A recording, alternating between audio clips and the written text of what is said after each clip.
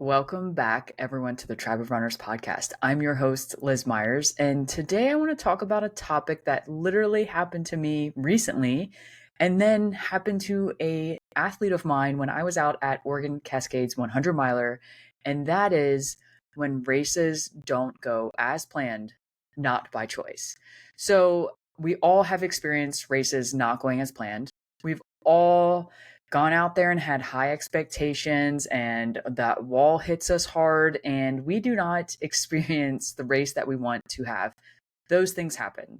And just like this, we can't control them. We can only do the best that we can in that incident and keep going.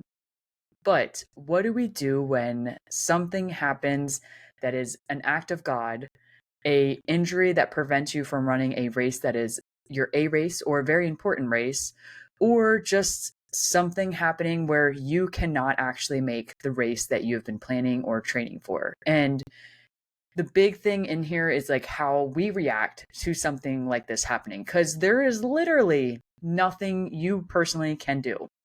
It doesn't matter how much training you've put in. It doesn't matter, how much you wish or pray or any of that everything goes as planned. Crazy things happen, like fires, earthquakes, thunderstorms, really bad hurricane winds, hurricanes, heat advisory, air quality is poor. You can injure yourself and then not be able to race in training for whatever race you were racing or planning to run in. So crazy things can happen. And I think we all get involved in, like, we can't believe this happened to us, but it happens to all of us. And I think that's something we truly forget as runners, is this doesn't just happen to us. I literally watched this past weekend so many runners out there crushing Cascades 100 miler in Oregon and them getting pulled out, which we will get to here in a second. But there's nothing they could have done. There was a fire out there. The air quality was poor. People were getting evacuated. The race directors made the right call. And also during this time, Oregon 200 was going on. And I know runners that were over 150 miles in and the race got pulled because of fires. And these fires were actually really close to course, if not on course. So of course the race had to get pulled, and of course the runners had to get pulled, and of course of course the race had to stop. It was for the safety of humankind and the humans around them, and just being smart and not doing anything to jeopardize any lives out there. So these are acts of God, of crazy things happening that we literally have no control over. We can't control if the storm rolls through and completely, trashes a course and it's super muddy and it's not as planned. You're right, we can't. But you can still run through that. You can still go through the mud. You can still suck it up and deal with thunderstorms. Don't get me wrong. If it's a thunder and lightning storm, that is a little sketchy. You have to be very, very careful, but it happens in races.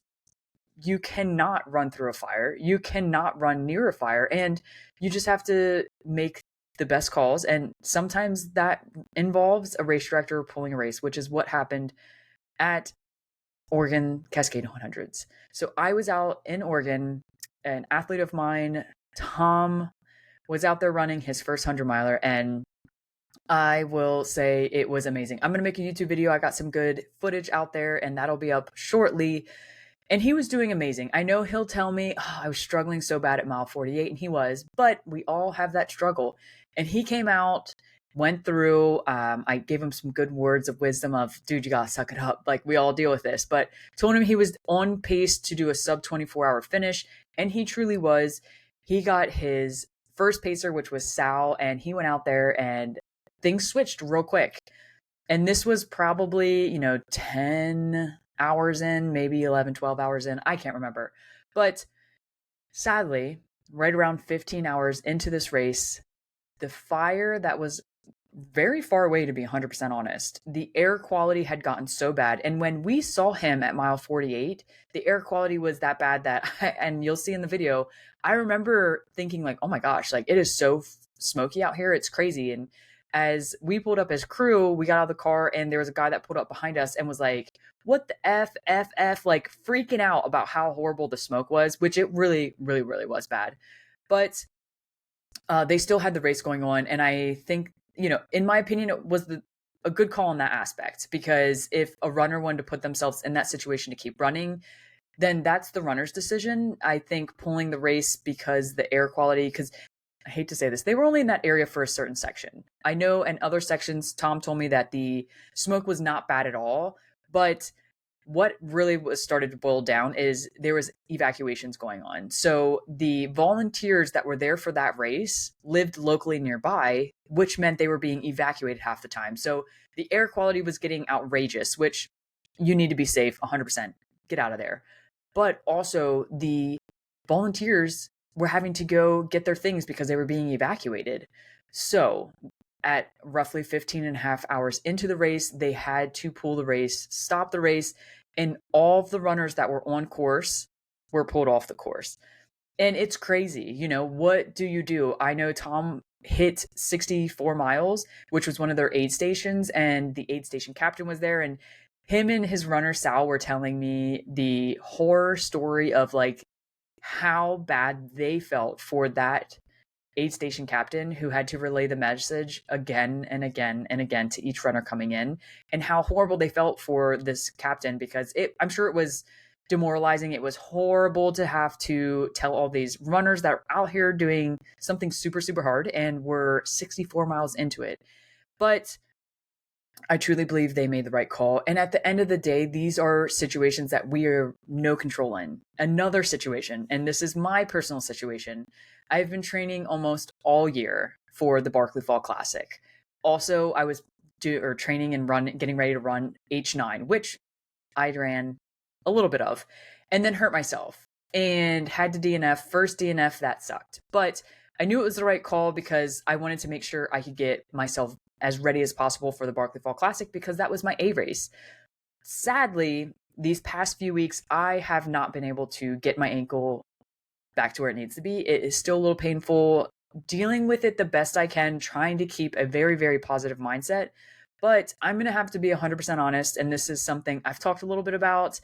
And, but I will fully officially announce it here on the podcast, is that I have dropped out of Barkley Fall Classic, which really, really sucks. And anyone that knows me knows I've been so excited to run this race, and I wanted to go give it my all and just see what the heck I can do in the mountains. But I can barely run an hour with minimal pain. So why would I go out there and try to tackle this crazy technical verde race when I guarantee you after not even an hour of walking out there, my foot would be annihilated? So I know it's the right call. It's a hard call to make. And the reason I can relay this is I've literally been so focused and training so much for this race, and I got injured before the race. Does this happen to people? Yes. Do I wish it didn't happen to me? Of course. But it happens. And I will say I've done a lot of soul searching and deep diving, because I was cursing the world at first, and like, why me? What did I do? Like, this freaking ankle, I always deal with ankle issues, and I can't believe this is what's holding me back yet again.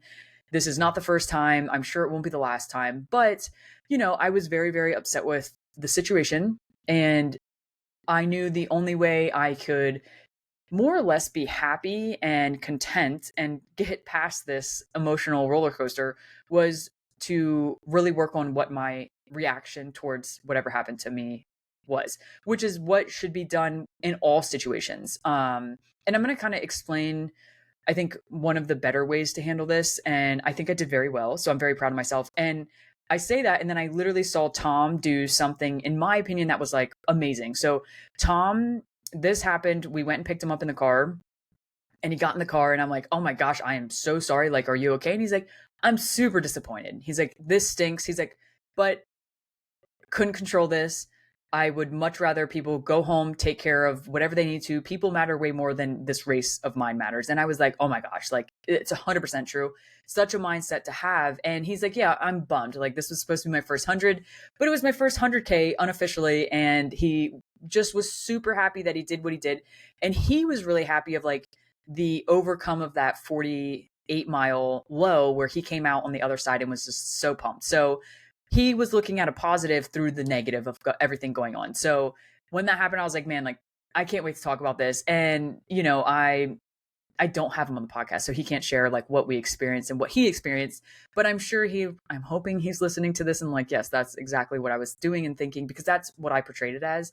And I really like took a second to like sit back and look at like what I was doing. So in the midst of everything going on with my ankle, I did look at like the benefit of it. There is no benefit. Injury sucks, but I've had a lot more time to work on a few things that I need to work on, which is good. I've spent more time with my family. I honestly rearranged my whole schedule and just working on delegating time a little better, which I think I needed to do a long time ago. And I really took a step back and realized that, like I need to really focus on what I really want in the world. That sounds crazy, but that's what I've really, really been doing. So I've been dialing in like all of my personal life things, which I've probably neglected a little bit too much. And also, I've been super patient with my ankle, which is very unlike someone who's completely obsessed with running, which would be myself. And I've been very calm. I've been very collective. I haven't had a meltdown, at least not fully. I remember when it happened, I got real quiet. I didn't want to talk about it. It just sucked, to be 100% honest. But I knew at the end of the day, if I couldn't run Barkley, it wasn't going to be the end of the world.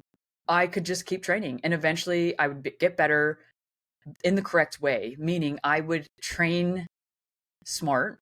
I would train efficiently and effectively. I wouldn't just wing it and go out guns a-blazing and then my ankle hurt for months on end, when in reality it should only hurt for a little or a smaller section of time compared to pushing things, overdoing it, stressing out the foot, and just going out there and trying to attack Barkley Fall Classic just because I wanted to. And I got in this year. But I will say I did send an email to Laz, and they ask you to send it to two people, and Laz responded, and I'm sure this is something he may respond back to everyone, but his message that he sent back was hilarious, that there's no way I could have been mad, which kind of helped me as well, as like, like he is such a character in this ultra world, and I do love him for that. And it really just made me realize like life is not all serious, and it shouldn't be as serious as I have had it been recently, with just like so dialed in and not really taking a step back and like looking at everything around me. And I felt like my world was crashing down when I knew that I wasn't going to be able to run the Barkley Fall Classic. But in reality, I mean, I think this happened for a reason, and that's so cliche and I hate saying that, but it happened, and I'm doing the best I can. And I think that's all I can ever do. And I know my reaction towards this has been really, really positive. So that's what's really, really important to me. I have completely dropped Barkley Fall Classic. It's out of mind as of now. I know eventually I'm going to go back after it. Like I have to go out there and try this crazy, crazy race. But in the meantime, a big focus for me is getting my ankle fixed and going after Tampa Bay 100. So that mind shift of I cannot control what happened in the past. I rolled my ankle. Literally nothing I can do about it. I could have had the strongest ankles probably in the world, and there's still a chance that I could have rolled my ankle and or injured it the way I did. Maybe not as severely, but the big thing is like realizing, hey, it happened. Can't do anything. Let's adjust. So in regards to something like this happening, like when Oregon Cascades was stopped and it got changed, there's multiple things to experience and to feel. So always feel the emotions you are feeling. Don't neglect them. Don't throw them down, stuff them down, and completely avoid what is going on emotionally and physically, because it is just not good. You need to experience what you're experiencing. Take a couple days. Let yourself be angry. Let yourself be upset. You have every right to feel those types of ways, and you should not ever feel guilty for feeling those types of way. It's just life. And I think it's really good to get it all off of your chest. Talk to people about it. If you have a partner, talk to your partner. If you have a best running friend that can like more or less relate a little bit better than say a partner that doesn't run, talk to them. Express, get it off your chest, and then realize, or I hope that you realize, there's literally nothing that could have been done to change it. Sad things happen, like crazy wildfires or, getting injured and there's nothing you can do. There could even, I hate to say this, there could be something crazy like a family emergency happen where you can't make it to a race that you've been training so long for. Things like this happen, and it's just how the world works. But again, it's all about what you do with what was given. So you feel all the feelings you need to feel, then you reassess. Some prime examples is I'm going to give two examples. So like with the 100 miler for Oregon Cascades, you can genuinely just be like, you know what, I did 100K, I'm good with it. Or maybe you only did 50 miles or whatever the case is. I did X amount of miles, I'm good with it. Let's continue in my training block because I have other races already planned and I'm just going to go tackle those races. That is 100% okay to do. You don't need to completely reassess and completely get a new race and shift all the things around. You can just continue training. There are tons of races out there. You can find another 100 miler. Yes, it stinks. Yes, 100%. But hopefully your schedule, your race schedule isn't completely saturated with like all of these crazy races that you're not going from like a 100 to 200 right away, like myself did. But hopefully it is, you have a 100 miler and then maybe like a couple fun races and then you were going to, wait to see and see how things went. Now you get to throw in a new race, which is awesome. Or maybe you're like, you know what, I'm going to give myself some more time. During that rut race that got pulled, I realized I'm lacking in A, B, and C. I would rather spend a few more months training for A, B, and C, get myself ready, and then go find another 100 mile to run. That's 100% okay as well. It's all really, really personalized. Or, and I think this is something that's very underrated, is you can find another 100 within a couple weeks of the race that you just did. Now, I'm not saying go the next weekend and do another 100 miler.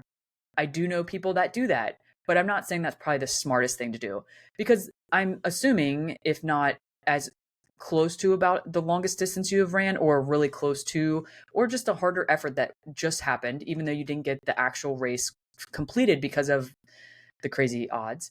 But you went out and you're probably really sore still. You're probably really tired. Give yourself a few days to just realize what happened, feel all the feelings that you feel all the feelings. Oh my gosh. Feel all the feelings that you should have felt. Reassess your body, start to run again, make sure everything's in tune and intact and everything's working real well. Say that's like a week, maybe 2 weeks. Then get right back into running. You don't need to completely start from zero. You just were training a whole bunch. Get back into running safely, smartly. Listen to your body during this time period. If you're feeling good, sign up and set up a new race. Or if after that race is completely done and you're like, I need to get another 100, like I'm ready, I'm fully trained, look for a race. Find a race that is local, maybe something not super inconvenienced to yourself, and set the date, sign up for the race, and go do that 100 miler. Accomplish it with a detour and go tackle that race. I feel like that is something that's very underrated more. I hate saying that word because it's not like it's underrated, but it's not talked about often. I feel like a lot of times, even if there's a DNF, like say there's a DNF and it didn't go as planned, if it's an injury, probably not the best thing to just jump into another race. But if it is something kind of crazy that you get done that race and you realize that DNF was maybe shouldn't have happened or you should have pushed through, then go find another race. You don't have to do it right away, but find something, get that little itch, and then go do that so you can accomplish it. And that way you don't feel super upset or, like lose the love for running. It's one thing that's really hard is when things don't go as planned to just be like, this is just my luck. I can't believe this happened. I'm just going to stop running. Like, don't do that. We don't want that. Like these crazy things happen, but that doesn't mean it's the end of the world. It might feel like it for a little bit, but it doesn't mean it is. And I think the best way to truly do that is, like I'd mentioned, feel the feelings that you're going to feel, reassess the situation, see what you can do in this moment, and go after the new thing. That could be a race. That could be going back to training and executing a few different things. That could be just continuing your normal training and getting another race in that is down the road. It is completely up to you and what really feels good and what really works for you. But I feel like it's something that it happens, we freak out, everything's the end of the world, and then, a couple days later, we might be eating the things that we just said. So when it happens, take a deep breath, realize this is out of your control. There is probably nothing that you can do in that moment other than take your ass back home and weep in sorrow in your bed in your dirty clothes. Go ahead, do it. I mean, it happens. But that's not best case scenario. That is, it will happen eventually, and that could happen. And no judgment if you've done it. It's okay. But just know that you're not alone in these things. These things happen, and it's best if we can do what we can with what is given. So do your best not to let things happen and don't overdo it. Another example is like for me with injury, right? I could have went straight back into training, pushed as hard as I could, just said this ankle will get better later, and hope that things would go better than they did. And in my opinion, that's not the smart way to do things. That is the dumb, immature way to do things. And I probably a few years ago would have done exactly that. Not gonna lie, I was super stubborn. I remember dealing with IT band issues so much, and I would just be like, you know what, screw this. I'm going to go out, I'm going to tackle this race, and I don't even care, or tackle this run. And I knew better. I knew my hip and my IT band were not happy. I remember a couple times like barely being able to walk because my IT band hurt so bad. But I was like, you know what, like, I hate to say this, and I'm gonna say it because I'm always real with you guys. Is I kept telling myself like, don't be a little bitch. Like you're fine. The IT band is not that bad.